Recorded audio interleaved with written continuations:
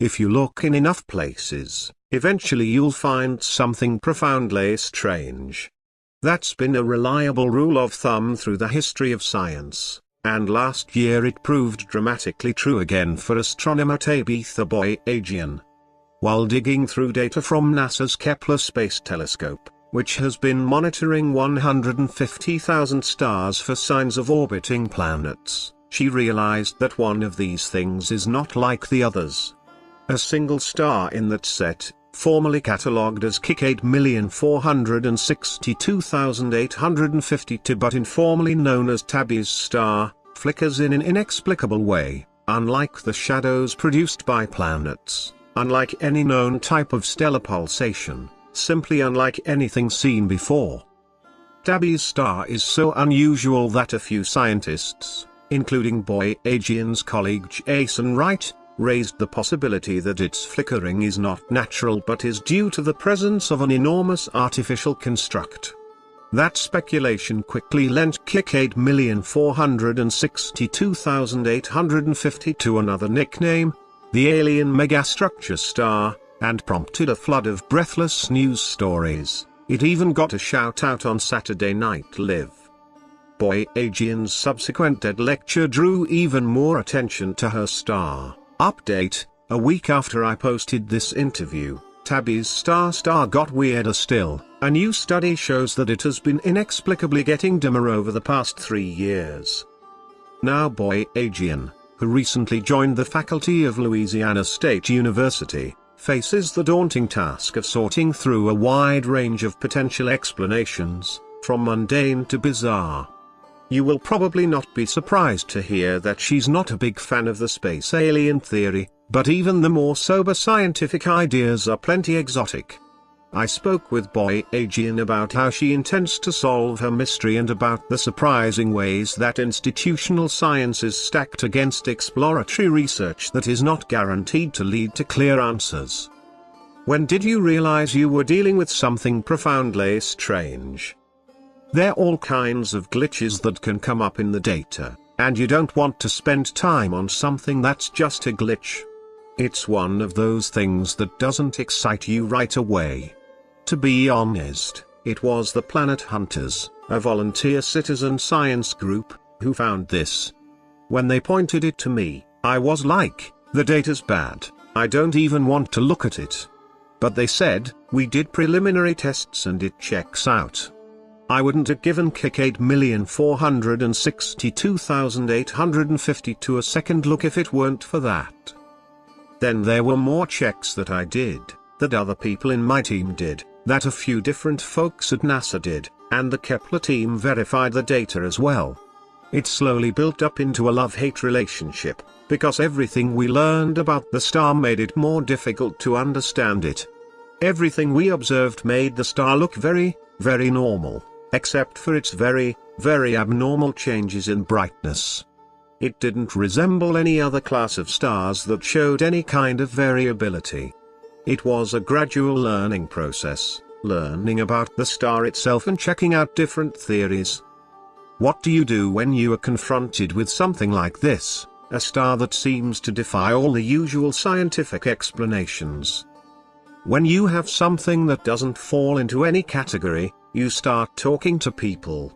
That's what I did, bouncing ideas off colleagues and testing out different theories.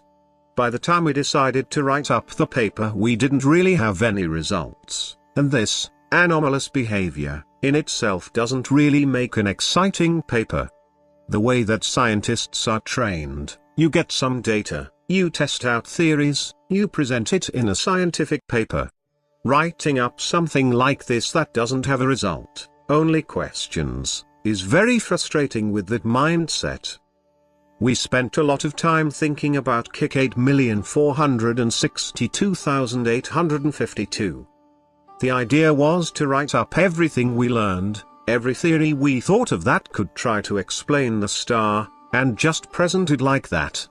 Which doesn't make for a very exciting paper, but it is very exciting because this is something brand new. So like I said, love-hate relationship. It's exciting but it's frustrating at the same time. We're looking at a new class of object, for all we know. The tone of the news reports were not conflicted at all. Of course, they were downright giddy, playing up the possibility that we were seeing an alien artifact around a distant star. How did you feel about that response? I would definitely say it's been overwhelming. Even in the very good articles that have been written about the star, the title is often leading. Some people don't do responsible reporting and take it one step further. You know, it is what it is. I didn't expect this level of excitement at all, but in retrospect I should have. I was surprised that you didn't approach NASA or some other big agency to help solve the mystery. Why not? This star needs long-term, continuous monitoring, because there's no way to predict when something's going to happen. It's not periodic. Government facilities don't have the ability to do long-term monitoring. Public observatories are so well scheduled that you can get maybe 3 nights in a row. There's no way to continuously monitor something on a daily basis. You could get government grants to buy time on a private telescope network, but government grants take a long time. If I wrote a proposal now, and if we actually won, we'd get the money maybe by a year from now. Also, government grants are a very competitive process. There's no guarantee of success, especially for a proposal like this. We're looking at one star, high risk, high reward. That's not something that's appealing to the National Science Foundation. What inspired you to launch a Kickstarter campaign? That also surprised me. Over the past few months, ever since October when the star started being in the spotlight, really I've been getting tons of emails from people asking about how they can contribute. We had a Redditor, and people were offering all kinds of services. I know nothing about science, but I can do coding work. They wanted to be involved. Then I gave a TED talk in February, and afterward I got approached by a lot of people interested in contributing. Kickstarter was actually founded by a TED fellow. One thing led to another and this project was born. The Kickstarter campaign captures the best of all worlds, because it lets the public still be involved. It continues the theme of outreach science, since that's how the star was discovered. It lets us update the community on how science really works. That's a positive thing you don't get through government grants, which are very private. So what's the plan of attack? How will you figure out what the hell is happening around this star? The plan is to observe the star through a full calendar year at the private Las Cumbres Observatory Global Telescope Network (COGT). We have the funds to cover that, and a little bit more. We're observing now, running off time. COGT has gifted us 200 hours there. At the end of the summer, when the Kickstarter funds get transferred, we'll be able to set up the process through August and probably through December of 2017. We want to see the star's brightness dip again. It's as simple as that. When it dips, how long the dips are, if there are many dips, all of the stuff relevant to any theory that's on the table. Also, we'll be able to get more detailed observations of whatever stuff is passing in front of the star, because we have a system to notify us when it's not at its normal brightness. COGT is set up so we can get a spectrum as soon as the trigger happens, and also more intense observations. If it's not an alien megastructure passing in front of Tabby's star, then what is it and how will you know? From our new observations, we'll be able to tell a lot about the material that's passing in front of the star. If it's some kind of dusty thing, some kind of solid thing. Boyagian's working hypothesis is that the dimming is caused by a huge swarm of comets, set loose perhaps by some cataclysmic event around the star. What's also important is that we will also get a baseline of spectral observations so we can look at if there's any radial velocity shift or if there's any variable emission of the lines, things we'd expect comets to have.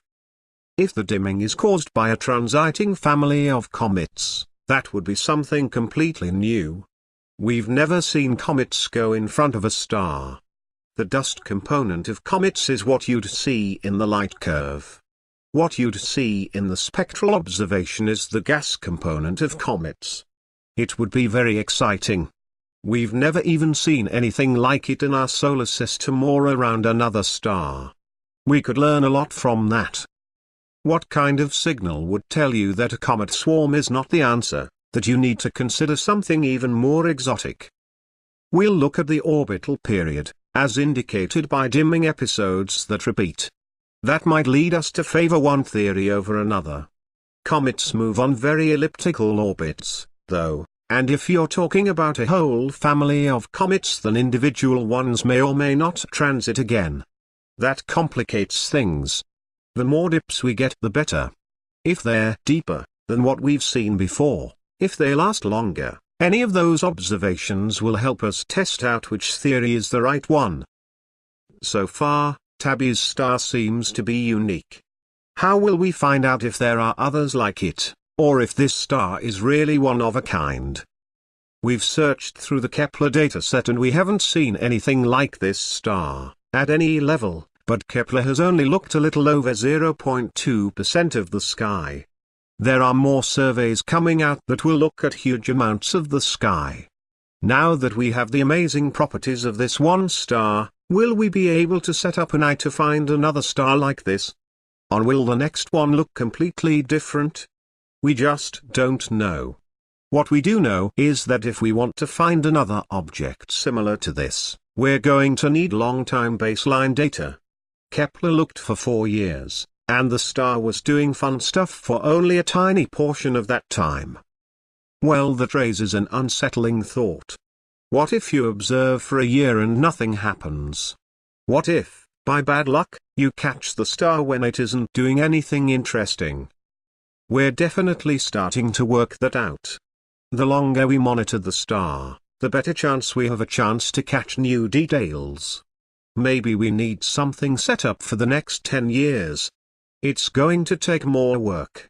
The Lcogt Observatory is working with us, and if we need to do another Kickstarter, that can happen, even though it's a lot of work. It's a nail-biter. It seems like there should be a way to carry out this kind of purely exploratory research without having to resort to Kickstarter or the like. What do you think? Just to be clear, we have the support of tons of astronomers. Kickstarter doesn't have to be peer-reviewed, but nobody has said, "This is bullshit, you can't do that, you should be doing science." Everybody understands our point of view. The peer review process works really well overall, but it isn't appropriate when the probability of having results at the end of the year is very low. Having a different, government-funded channel for scientists to do higher-risk proposals would definitely allow a lot of other cool science to get done.